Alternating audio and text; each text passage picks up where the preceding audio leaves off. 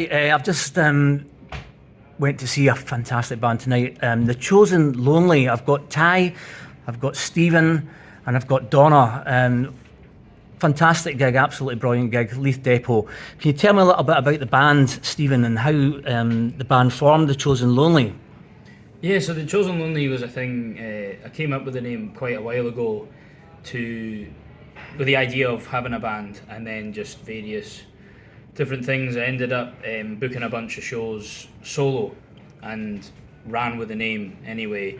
So it kind of became a bit more of like a studio project, and I tried a few different things when playing live.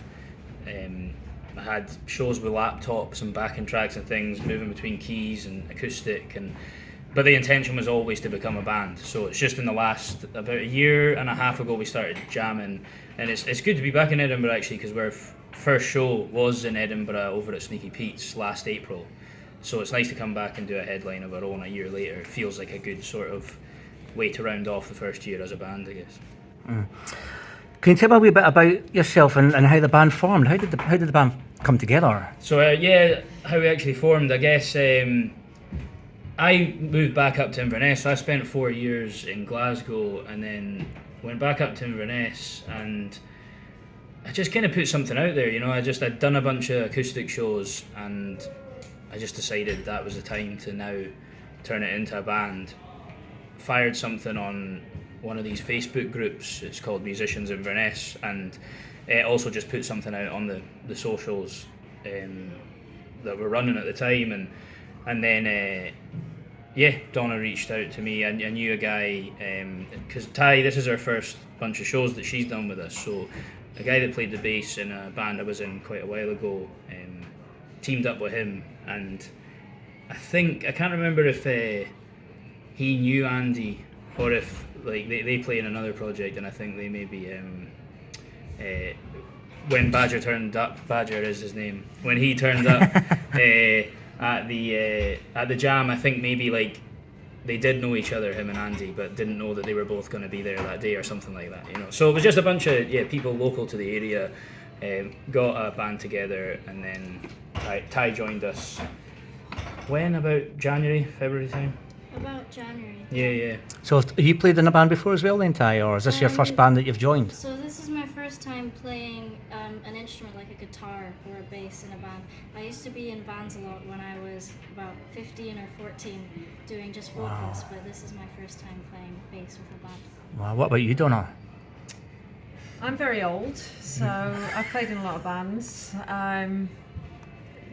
She's not very old. I'm pretty old. I'm pretty much double Ty's age, so. But I'm the oldest here. Ty's very young, is what it is. She's very young. So you've had some great support slots as well with the likes of Rest. You're a big fan of Kyle Faulkner, and you've played on a slot with Las Vegas as well. How did all that come about? The thing with on the bunch of acoustic dates that I mentioned, one of them was with Rest over in Sneakies actually. They do like an acoustic duo thing sometimes. So Stephen and Stuart. Yeah, that's right. So I played with them there, and then ended up doing another show up in Lossiemouth, well, it's not really near where we are, but nearish. And so I think I was keen to, once the band was ready, to try and get on one of their full band shows as well. So we picked that up, and then I saw that Las Vegas were doing a tour, and it was just, it's the same with the Kyle Faulkner one as well. I mean, Kyle was great. Like, I just pinged him a DM on Instagram and was like, I see that you don't have a support announce for your Inverness show. Fired him a link, and he was just like, yeah, go for it. And that's the first time hearing your music? Full stop. Sorry? Was that the first time hearing your music, or as a solo artist, or was that just when you got the band together? I remember I was in another band previously, and I remember when Kyle was over in Thailand, retweeted our single or something like that. But I don't I'm pretty confident he wouldn't have probably tied the two and two together at all. Do you know what I mean? But it was good of him to just be like, yeah, why not? Why not join the show? And then so off the back of that, I thought I'd take a similar approach with we played with a band, Neon Waltz, who are from just further up north than us, and then Las Vegas was the same. I just saw they were doing a bunch of Scottish dates, emailed their agent, do you need a support? And then like 10 days before the show they got in touch saying, do you want to do it? And it landed quite nicely because themselves, they were in the Lemon Tree on the 25th of October, rest were the night after, the 26th, so we ended up just doing like 2 nights in a row at the Lemon Tree, which was quite nice as the support, so it was great. Wow. I mean, Las Vegas, where, you know, I spent most of my teens just binge watching all of their interviews and all that, so like that was a proper, like that was class to support them. So your debut single, I've been playing quite a few times now on my show as well, the new Major Music Show, Big Blue Bus. We have a red bus, we have a green bus, we have a white bus. Tell me a little about the song, about the Blue Bus. What's the song all about, the Blue Bus? Where does it come from? I think, to be honest, it was like a sort of I don't know why it became a Big Blue Bus, to be honest, but the song is just like a bit of a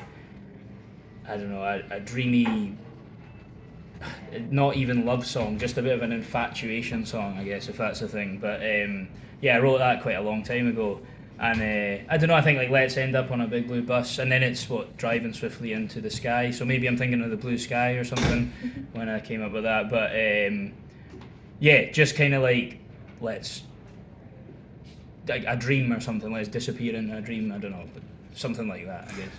Does Andy collaborate with you in the songwriting as well, or are you the main focus of the band, The Chosen Lonely? So I guess because the project was on the go for so long, it's like, let's backtrack a bit. It's not been on the go so long, but the band have arrived when there's already like established material there. So it is like recreating a lot of the tunes in a band orientated way.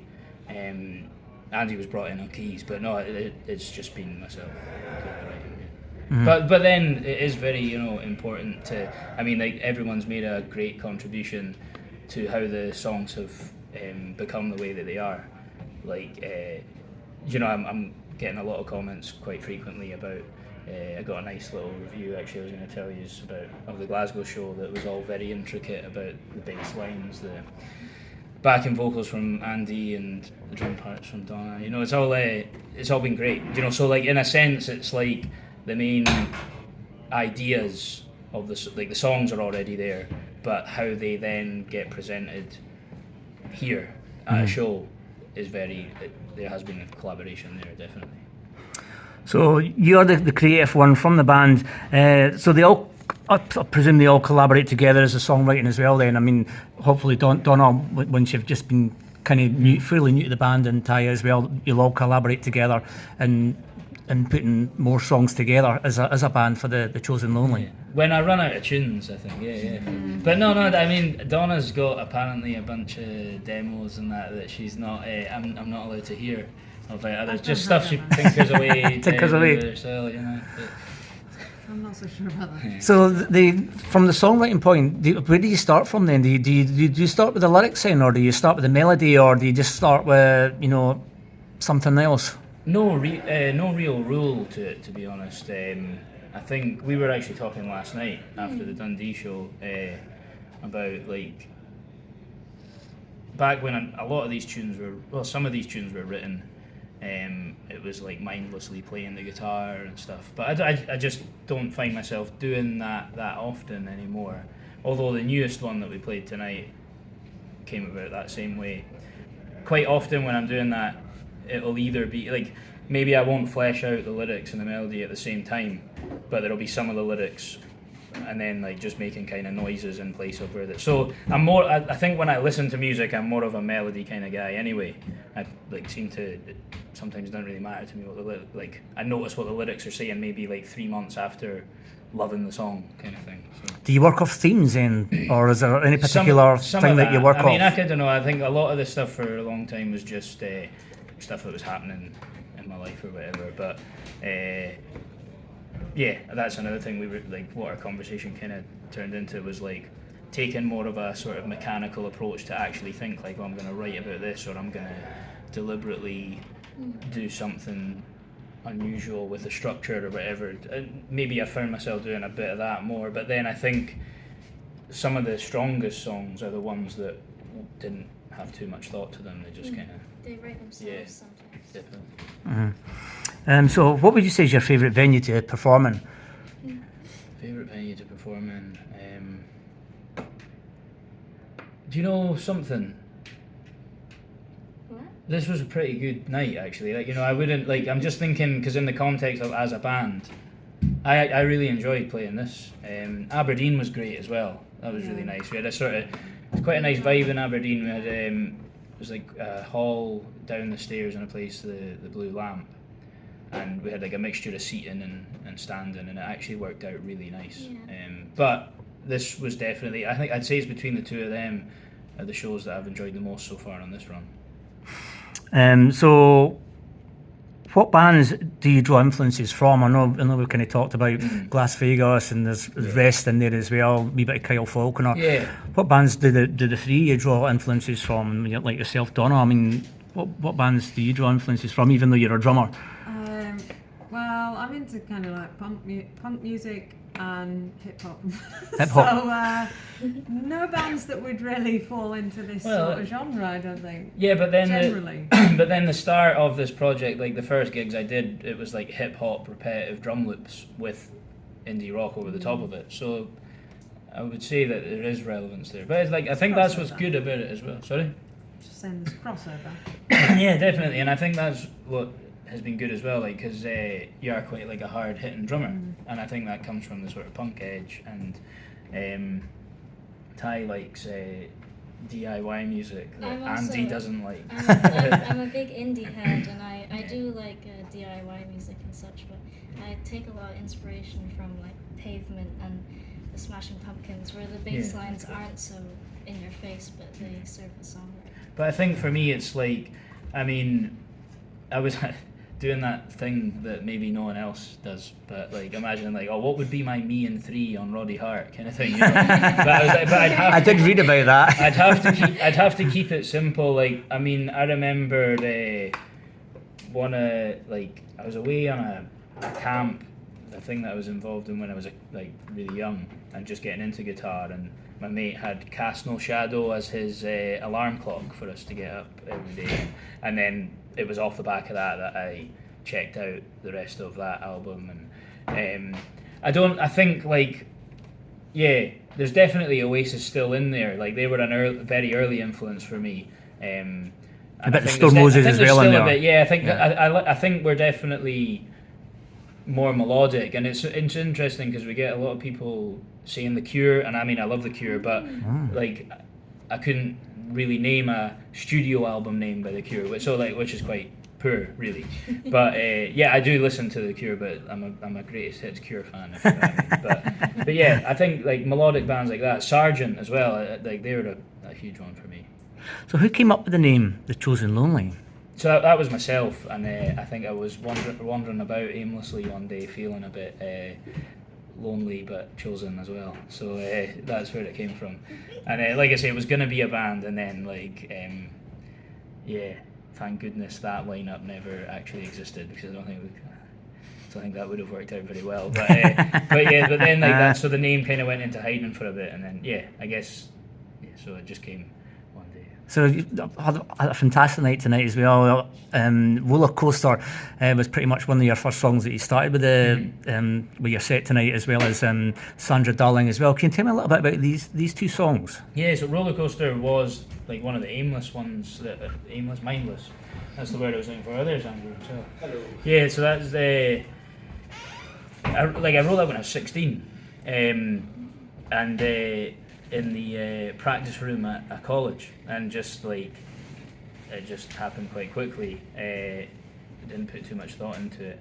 I think it was written about, well, the sort of relationships that I think a lot of us get into when we're 16. So it was a bit of a roller coaster. And Sandra Darling was just about a year or so after that. And it's funny because it's like, if I actually think about that one lyrically, like, I think it's called Sandra Darling, but it's probably more about me, to be honest, myself, I think. All right. In a weird way, yeah. Was it about a person or was it just... Not really, like, I've never met someone called Sandra ever. And I think maybe the Sandra Darling was like a play on words with Sandra D, Greece, that kind of thing. But Yeah, it's just I don't really know who it's about, to be honest. But So Andy's coming to the mix now as well. So I was going to say, Andy, as well, fantastic keyboard playing. You're in a couple of other bands as well. Tell me about the couple of other bands that you're in as well. So as well as The Chosen Lonely, I play in a band called Iodines. We're an alternative rock band based in Inverness. We have that sort of influences from bands such as Biffy Clyro, Muse, Foo Fighters and so on. And we're looking to maybe get into the studio this summer and record one or two things. And we're playing in Edinburgh next weekend as well, which we're very excited about. So far this year, we've played Edinburgh, Perth, Nairn, Thurso, and we're on the bill for Belladrum this year as well, so we're very excited about that. So we played Belladrum last year, as did Chosen Lonely. So fit in as much as you can. In 30 seconds. That's the game we're playing. I also front a hard rock band called 1,000 Mile Stare. We're starting to just come back into the fold now, having been away for a wee while. So that's pretty exciting. So I think we were playing a festival in Nairn at the end of next month, so that's exciting. So it keeps me busy. I play by myself as well, just in restaurants and pubs over the summer to keep the tourists happy. So I was talking to the guys about influences as well. What are your influences? Well, a lot of the influences that Iodines get are a lot of my influences as well. I'm a huge fan of Muse and Biffy Clyro. My heroes include Matt Bellamy, Simon Neil, Mike Shinoda from Linkin Park, Ross Tolkien, and a few other even comedic musicians like Jack Black and Bo Burnham have been huge on me. Bo Burnham on my piano playing, for instance, and racking my brains for a few other. Frontman of Serge Tankian is a favourite of mine as well, back in the noughties. So yeah, so this is what I've always wanted to do. I'm extremely grateful to Steve and all these guys as well, and Chosen Lonely, and my bandmates in the other two bands as well, for giving me the opportunity to travel around and play shows. It's what I've always wanted to do. So your process of writing songs and lyrics, I've touched on these guys. What would you say is your theme for the band? For The Chosen Lonely? Yeah. Well, I think the writing process of The Chosen Lonely is mainly down to Steve. I think the artistic and creative side of it, Steve brings to the table and sort of explains to us how he wants. I say this with the utmost seriousness and the most amount of love. I would describe it as a benevolent dictatorship. The way that he comes in and says, these are my ideas, can we try that? But what's good about Steve as well, he's open to suggestions as well. And he'll say, I don't think that works, and that's fine. Other times he'll say, yeah, we can try that. And I think one or two things have made it into the show. So, no, Steve's a great guy to work with. He is so incredibly driven, and to get to where he is as well is admirable. And if I get to where he is in a couple years' time as a songwriter and as a touring musician, I'd be very happy. So. Right, before I finish, Facebook, Twitter, Instagram, all these social networks. What networks are you actually on? Yeah, we're on Facebook, Instagram, TikTok, YouTube, Bandcamp as well. There's some stuff up there. That's like all of the original solo releases have ended up there on Bandcamp now. If anyone wants to check out the development of things. But yeah, I think that's the end of list. Yeah. So yeah. So what are we at? What? Yeah. Well, we're pretty easy to find actually. If you just Google The Chosen Lonely, we're usually like the first page. I think it's worked out quite nicely with a name that doesn't seem to be anything else called The Chosen Lonely. I was going to say, there is a band called The Lonely Together. The Lonely Together. Yeah, yes. I think we should play a show at some point just because it would be quite cool. I need to check. I've just seen the name. I haven't actually listened yet. But. Any gigs planned for the rest of the year then? You've got penciled in. So we've got one more in this run. We're playing our hometown in Inverness in a couple of weeks. So that'll be a nice way to round off the run, and then we're opening a small festival that's just outside Inverness called Woodstock with a Z at the Wildwoods Paintball Park. So we're opening the main stage of that, and then nothing in the calendar as of yet. But we were speaking to somebody last night about potentially looking at some plans for some other dates, some other supports, and we're heading up to record the next single at the start of July with our friends in Neon Mods. So you'll be looking to put out an EP pretty soon then, maybe? Potentially, yeah. I mean, About August the time. aim is to go up there and just see what we can get done in 2 days. But definitely, we know the next single is. We know what it's probably going to be, and then we're just taking it one step at a time, seeing what happens. So, yeah. Right, Andy, Ty, Stephen, and Donna, it's been a pleasure talking to you tonight after your gig tonight at the Leith Depot. I wish you all the best and all the success as well. The Chosen Lonely, it's been a pleasure. Thanks very much. Thank you very much. Cheers. Thank you.